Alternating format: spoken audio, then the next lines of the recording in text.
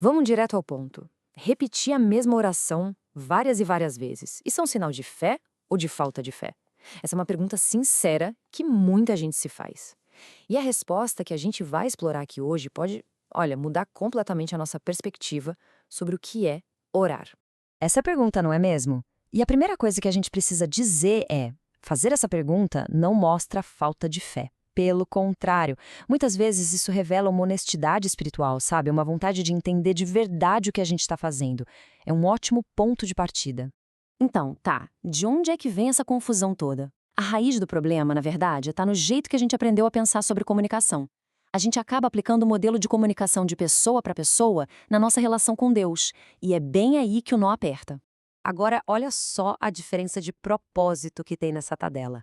Na esquerda, o modelo humano é tipo uma transação, né? A gente fala para tentar convencer, para explicar alguma coisa, para pedir. Mas olha só a coluna da direita, o modelo bíblico, ele é sobre transformação. A gente não fala para persuadir, mas sim para se alinhar. Não é para explicar, é para ser formado. E isso leva a gente para um ponto-chave aqui. A questão não é o ato de repetir em si. Repetir por repetir não está errado. O verdadeiro problema, a grande questão é por que estamos repetindo? É uma tentativa de vencer Deus pelo cansaço? Ou será que a gente está num processo de ser transformado? É bem aqui que a chave vira de verdade. A gente precisa de uma mudança radical na forma como enxergamos o propósito da oração. Não é sobre informar a Deus algo que ele já não saiba, não. É sobre uma coisa muito, mas muito mais profunda que acontece dentro da gente. Olha, essa frase, ela resume tudo. É a ideia principal. A oração não é uma ferramenta para mudar a Deus. Pelo contrário, é uma ferramenta que Deus deu para mudar a gente. A transformação acontece em quem está orando e não em quem está ouvindo a oração lá no céu. Então, para ficar bem claro que a oração não é, ela não serve para ensinar um Deus que já sabe de tudo. Não é para ficar lembrando ele de promessas que ele jamais esqueceu. E com certeza, não é para fazer ele mudar de ideia. A única peça que muda, que se transforma nessa história toda, somos nós. Vamos pensar o seguinte, a palavra de Deus ela é dita uma vez só e ela permanece lá firme. O problema não está na transmissão, sabe? Está na nossa recepção. A nossa mente se distrai, o nosso coração duvida. É por isso que a repetição não é para Deus, é para a gente. A gente precisa ouvir de novo e de novo e de novo, até que aquela verdade entre e faça morada no nosso ser. E essa analogia é perfeita para a gente entender o processo. Imagina um pai ensinando um filho pequeno a falar. O pai não precisa ficar ouvindo a palavra de novo e de novo, mas a criança, ela precisa repetir. Precisa para que o som, o significado, a pronúncia, tudo isso se fixe na cabecinha dela. É um processo que forma a criança, entende? Com a gente e com Deus, a dinâmica é muito parecida, só que no nível espiritual. E isso nos leva para uma diferença que é, nossa, super importante na prática. É a diferença entre insistir e persistir na oração. Parecem a mesma coisa, mas são duas mentalidades, olha, completamente diferentes. Olha só a diferença. Insistir é tentar forçar a barra, sabe? É tentar dobrar a vontade de Deus para que ela se encaixe na nossa. É como dizer: Deus, faz isso aí porque eu estou falando. Agora, persistir ou perseverar é o exato oposto. É se manter firme, alinhado com a vontade de Deus, dizendo o seguinte: Deus, eu vou continuar concordando com o que o Senhor já disse, até que isso me transforme por completo. Mas, um ponto de atenção aqui. Isso não quer dizer que qualquer tipo de repetição vale, não.